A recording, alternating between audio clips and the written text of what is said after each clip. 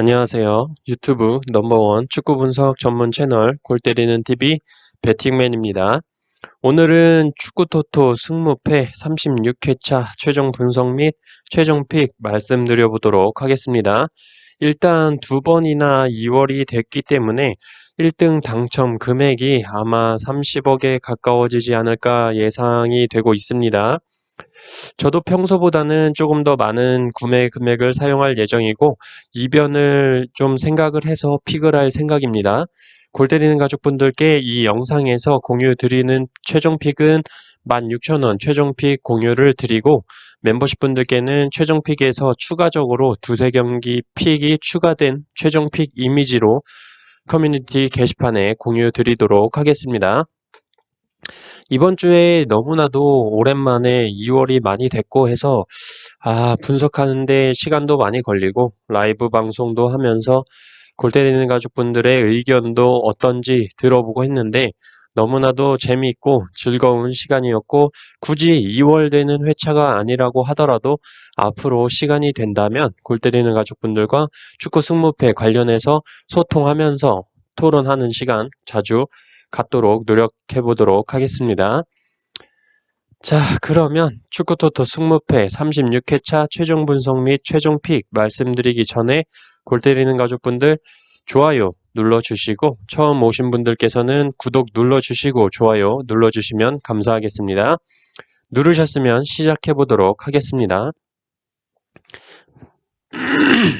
죄송합니다. 자, 1번 경기 광주 대 전북. 광주는 지난 경기에서 울산과 무승부를 기록을 했죠. 측면 크로스를 활용한 펠리페 선수의 머리를 겨냥하는 타겟 공격 중심의 전술은 유지를 했고 역시 윌리안과 엄원상 선수의 활약이 좋았습니다. 전반 22분에 생각보다 일찍 윌리안 선수가 골을 기록을 하면서 그 이후부터는 거의 수비만 했다고 봐도 무방할 정도의 경기를 보여줬죠. 울산을 상대로 수비만 한다고 하더라도 골을 지키기가 굉장히 어려웠을 텐데 결과적으로 1대1 무승부가 나왔고 비영향인지는 몰라도 울산의 실수도 좀 있었고 이동경 선수가 슈팅을 많이 날려먹어줬습니다. 그리고 광주는 기본적으로 수비 시에 클리어링이 제대로 되지 않는 모습을 보여줬죠. 어쨌든 울산과의 경기는 사실 광주FC가 운이 좋았다라고 말씀을 드리고 싶고 제가 예전에 한번 언급을 했었는데 윌리안 선수가 쓸데없는 파울을 할 때가 많다. 퇴장당하기 좋은 행동을 자주 한다라고 말씀을 드린 적이 있는데 역시 지난 경기에서 정말 쓸데없는 파울을 기록을 하면서 퇴장을 당했습니다. 울산의 김태현 선수의 허벅지를 공이 없는 상태에서 걷어차버리는 바람에 퇴장을 당했죠. 자, 어쨌든 불필요한 행동의 결과로 윌리안 선수가 이번 전북과의 경기에서 출전을 하지 못합니다. 아마 그 자리에 김주공 선수나 김정환 선수가 출전할 것으로 보이는데 최근 상승세였던 윌리안 선수보다는 확실히 떨어지는 모습이 예상됩니다. 전북은 지난 경기에서 너무나도 뜬금없는 선발 명단으로 모두를 당황스럽게 만들었고 결과 또한 당황스러웠죠. 쿠니모토를 왼쪽 윙으로 쓰고 조규성 선수를 원톱으로 출전을 시키면서 경기를 말아먹었고 무슨 깡으로 리그 1위도 아닌데 그렇게 명단을 꾸려서 나오는지 이해가 가지 않았습니다. 또한 전북의 이주용 선수가 김진수 선수의 빈자리를 대체하는 자원으로 자리매김을 했는데 상대방 공격수가 치고 들어올 때 상대방 선수가 때릴 수 있는 슈팅 각을 준 상태에서 뒤로 물러나면서 수비를 하는 게 문제라고 말씀을 드렸었는데 성남과의 경기에서 그 장면을 그대로 보여줬습니다. 첫 번째 골 장면에서 박수일 선수가 들어올 때 뒤로 물러나다가 그대로 슈팅을 허용을 했죠. 그게 골대 맞고 나와서 유인수 선수가 밀어 넣었는데 이 장면이 그 전 경기 강원의 2대1로 패배를 할 때 후반 92분에 1대1 동점 상황에서 고무열 선수가 슈팅 때리는 상황에 이주용 선수가 수비를 했던 장면이 똑같은 장면이었습니다.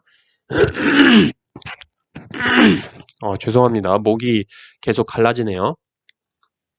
자, 그렇다면 광주FC와의 경기에서도 또 똑같은 상황이 벌어질 거냐 하는 거에 대해서는 아니라고 말씀을 드리고 싶습니다. 왜냐하면 이주용 선수가 수비를 보는 자리에 엄원상 선수가 있기 때문에 뭐 또 뻥뻥 뚫리는 거 아니야 라고 생각할 수 있지만 엄원상 선수는 스피드를 가지고 치고 달리는 선수지 중거리에서 슈팅을 자주 때리는 선수가 아니에요.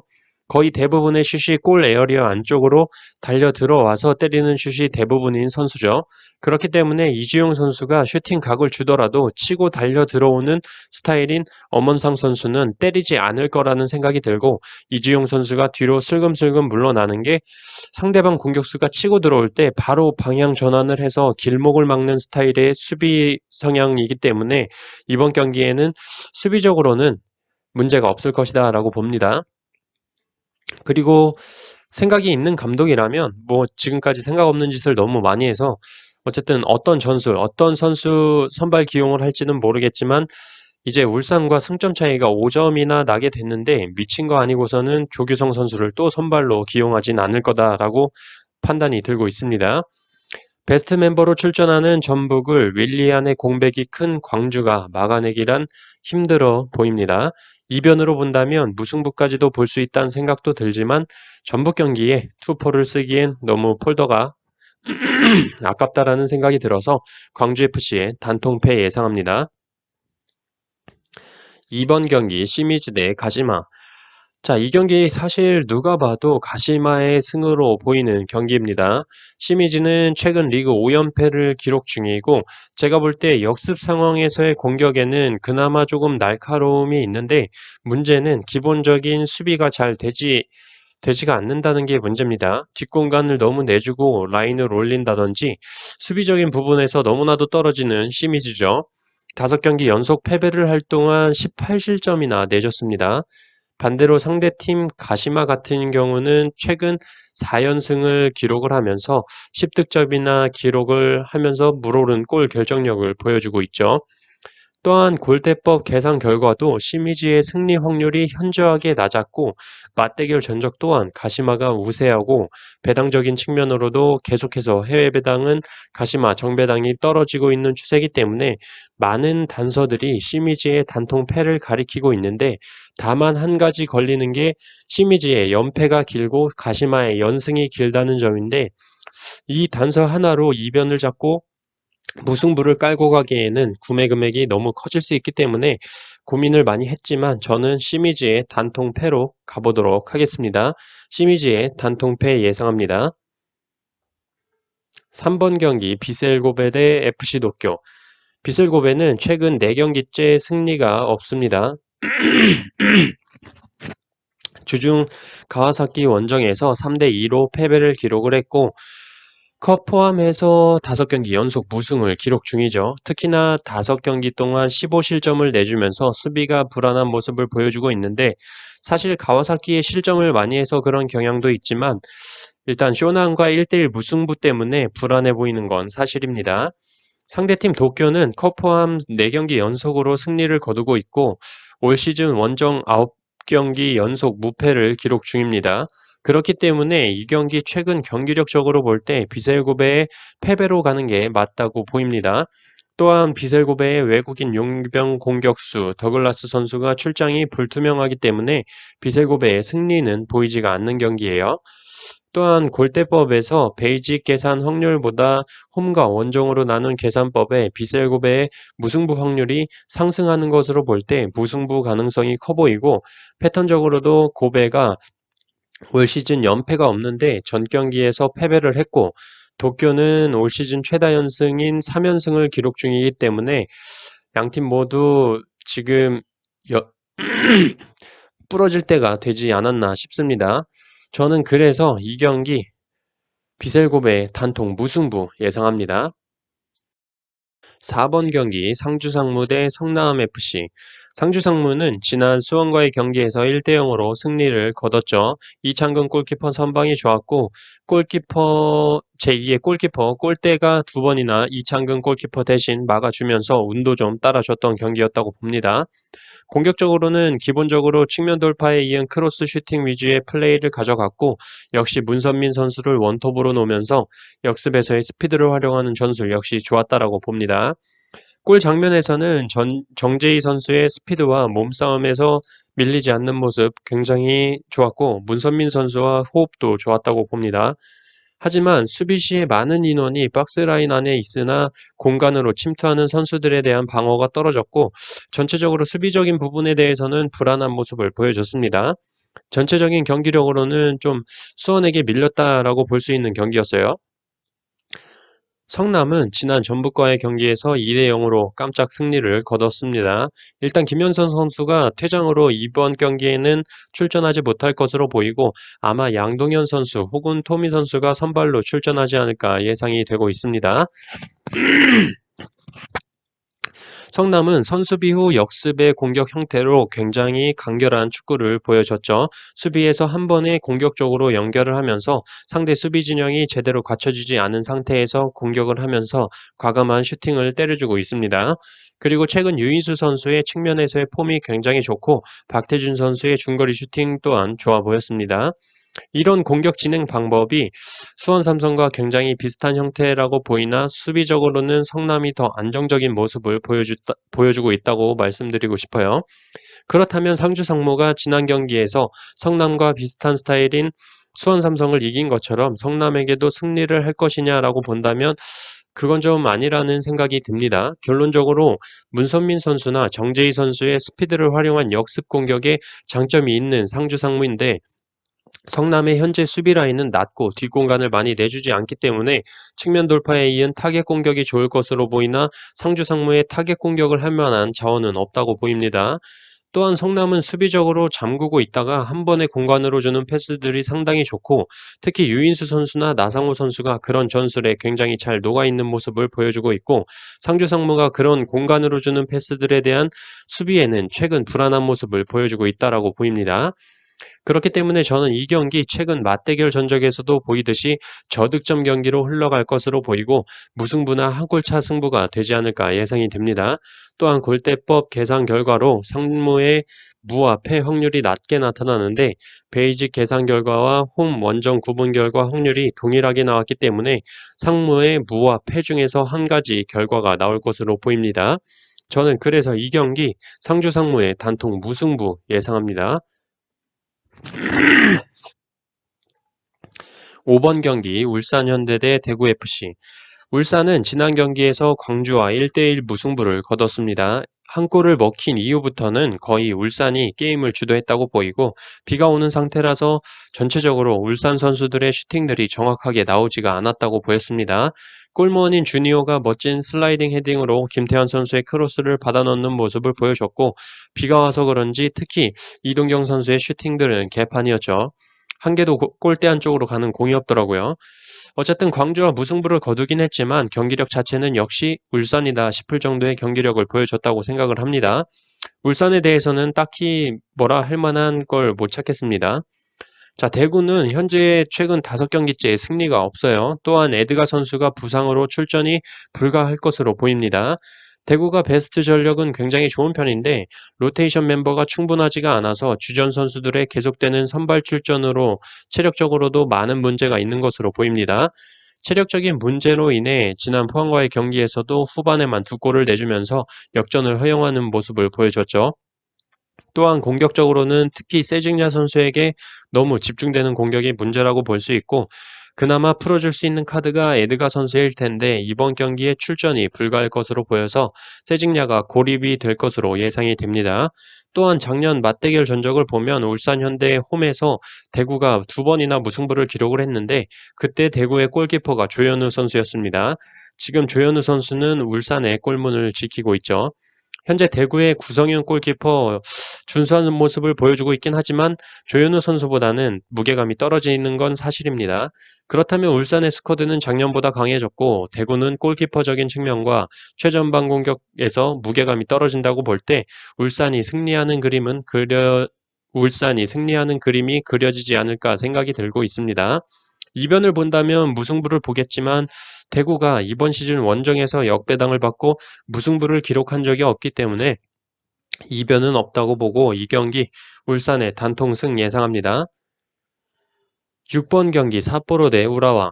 삿포로는 지난 세레소 오사카와의 경기에서 패배를 기록을 하면서 2연패를 기록 중이죠.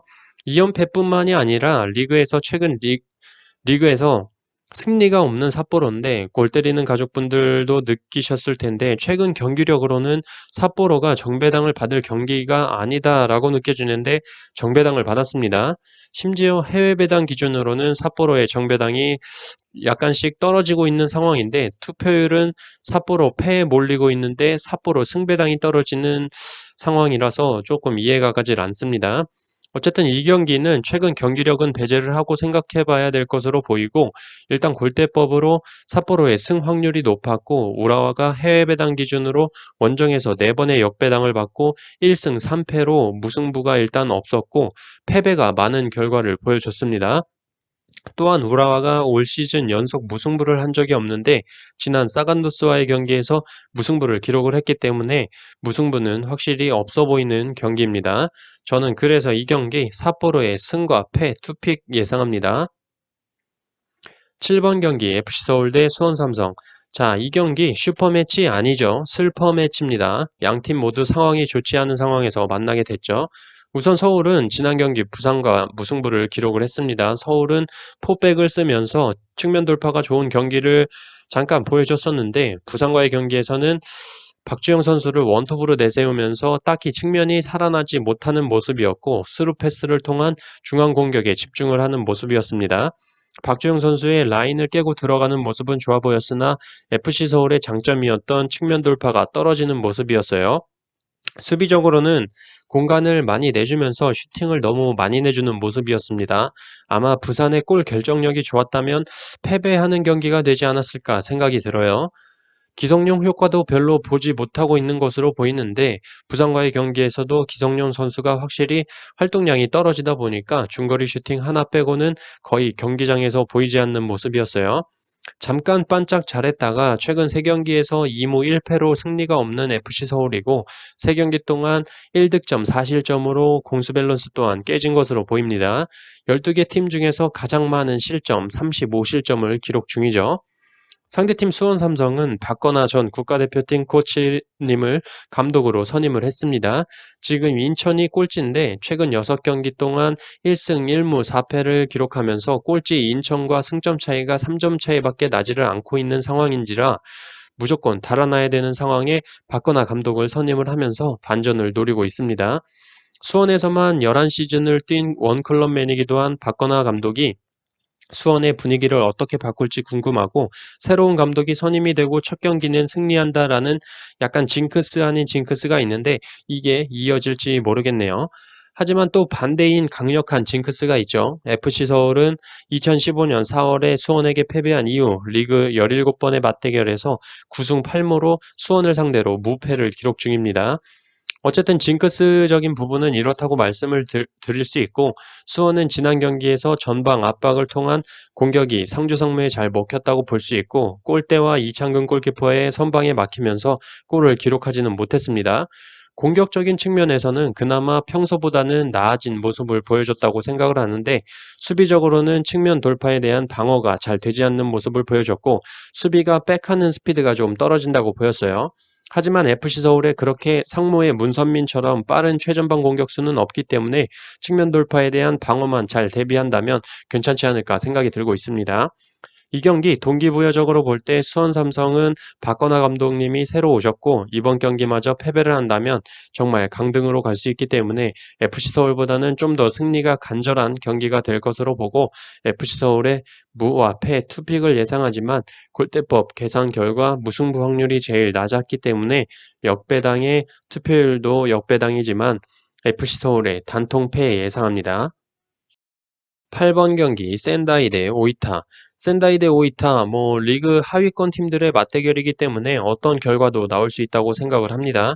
센다이는 2연패 및 리그 5연속 무승을 기록 중이고 오이타는 주중에 쇼난과 2대2로 간신히 무승부를 기록을 했습니다. 어쨌든 센다이가 이번 시즌 홈에서 3무 4패로 단 1승도 못했다는 게 걸리긴 하지만 그래도 맞대결 전적에서 센다이가 우세하다고 보이고 수비적으로는 주전 수비수들 요시노 코에이와 하치스카 코지가 부상으로 출전이 불투명한 것으로 보여서 수비적으로는 큰 손실로 보입니다.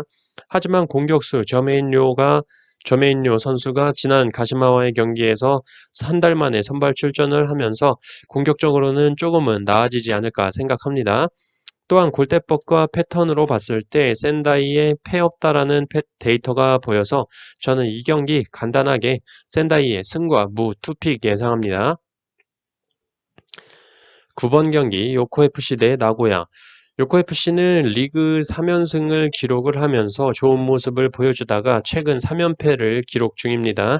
3연패 하는 동안 7실점을 내주면서 수비가 무너진 모습을 보여줬고 사간도스와 FC 도쿄 경기 두 경기에서 단 1득점만을 기록하는 등 공격력도 답답한 모습을 보여주고 있습니다. 승격팀으로서 잠깐 반짝했다가 다시 원래의 자리로 떨어지는 모습을 보여주고 있는 것으로 보여요. 상대팀 나고야는 최근 기세가 좋은 요코마리를 상대로 홈에서 승리를 기록했습니다. 최근 리그 5경기만 보더라도 5경기 중 가시마에게 1패만을 내줬고 5경기 중 3경기가 무실점인 경기였어요. 가와사키를 상대로 무실점 승리를 기록한 것도 대단하다고 보이죠. 그만큼 수비가 단단하다고 보이고 특히나 홈에서는 평균 실점이 1.29점인데 원정에서는 평균 실점이 0.43점으로 원정에서는 지는 경기는 하지 않겠다라는 의지로 보입니다. 그렇기 때문에 공격적인 측면에서는 원정에서 좀 무뎌질 수도 있다고 생각을 하지만 무승부까지 바치기엔 폴더수가 너무 많아져서 저는 이 경기 요코FC의 단통패 예상합니다. 10번 경기 가와사키 대 산프이로. 가와사키의 단통승 예상합니다.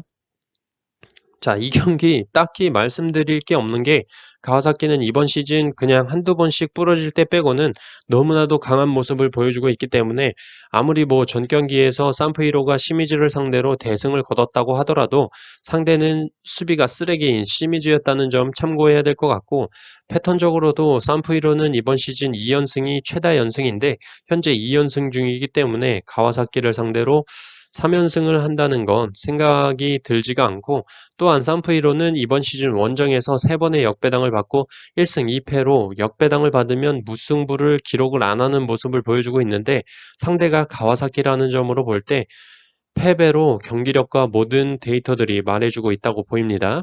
저는 그래서 이 경기 가와사키의 단통승 예상합니다. 11번 경기 요코마리 대 세레소 사카. 최근 요코마리는 화력이 엄청난 모습을 보여줬습니다. 산토스 선수가 득점력이 살아나는 모습을 보여줬고 최근 비기거나 패배를 하더라도 득점은 꼭 하는 모습을 보여줬죠. 하지만 상대팀 세레소 오사카는 현재 리그 4연승으로 리그 6경기 연속 경기당 2골 이상씩 득점하는 모습을 보여줬습니다. 또한 최근 4경기에서 단 2실점만을 내주면서 안정적인 경기력을 보여주고 있죠. 그렇기 때문에 역배당인데도 불구하고 세레소 오사카의 투표율이 몰리고 있습니다.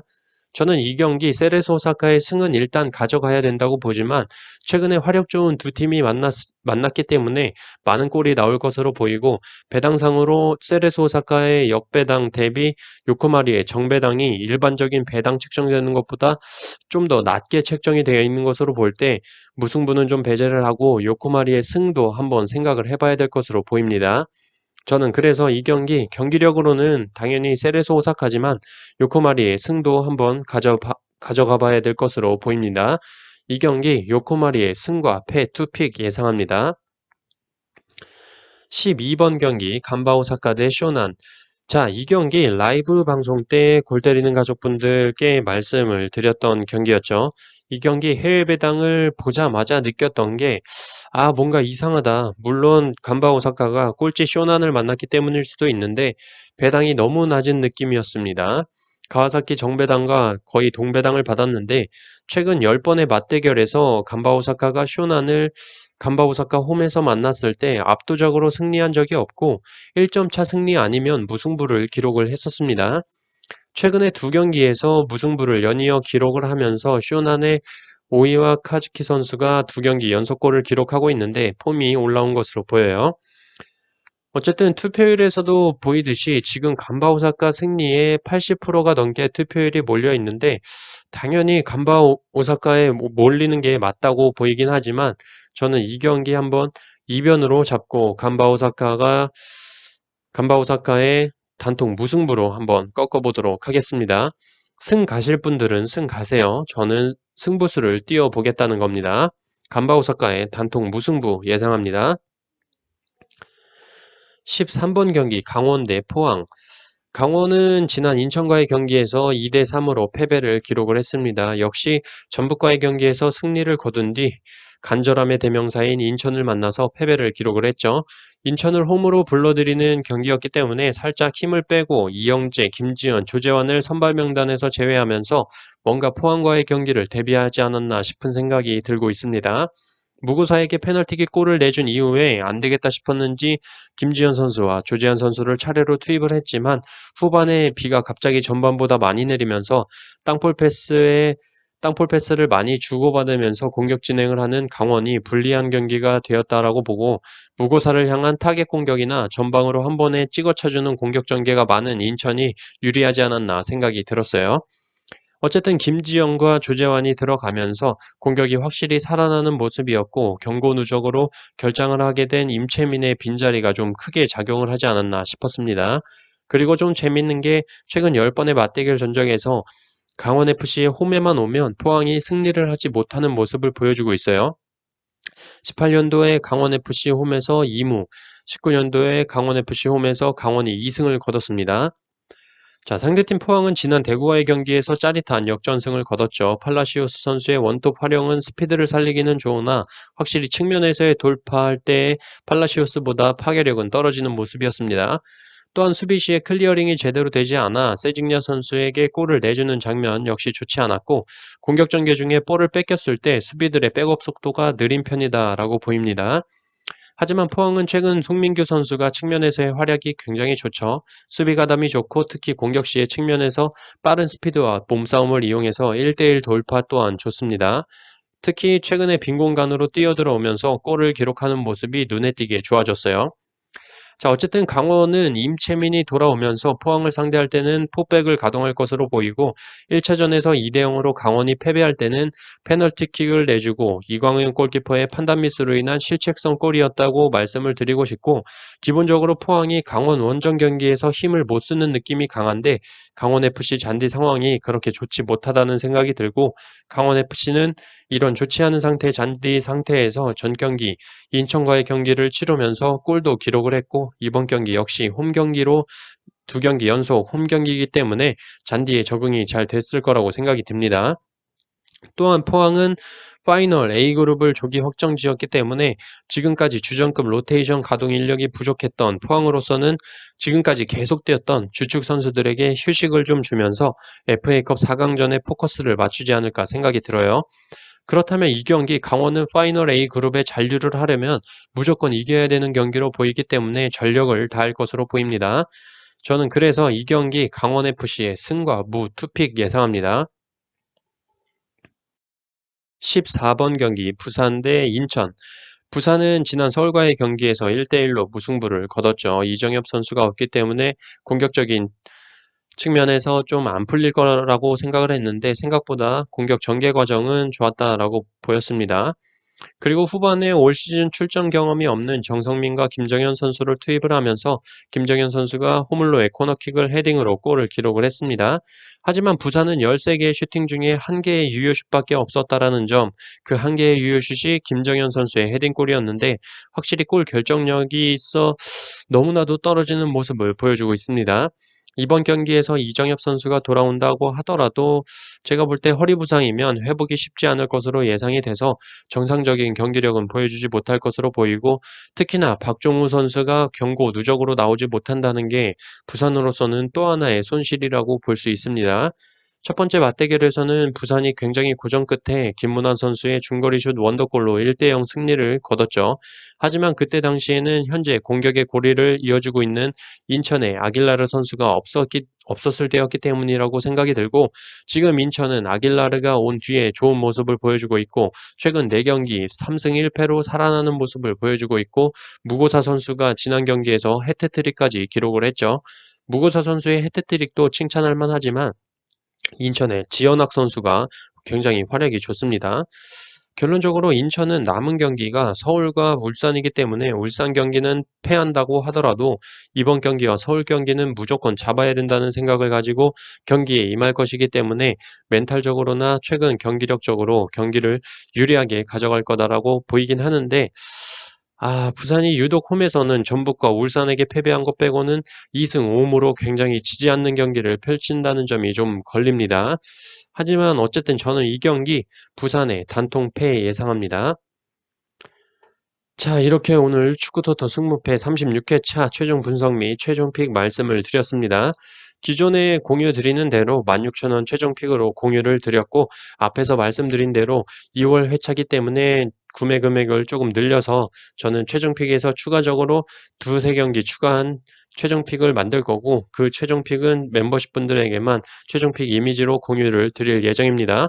절대 최종 픽 그대로 따라가지 마시고 최종 픽에서 3-4경기는 바꾸셔야 등수 안에 들 수 있다는 거 다시 한번 말씀을 드리고 싶습니다. 이번 2월 회차 골 때리는 가족분들 꼭 등수 안에 많이 들으셨으면 좋겠습니다. 저는 그럼 이만 휴식을 취하러 가보도록 하겠습니다. 이번 주에 좀 많이 분석을 했더니 목소리가 계속 갈라지네요. 힘듭니다. 저는 그럼 이만 휴식을 취하러 가보도록 하겠습니다. 이상입니다.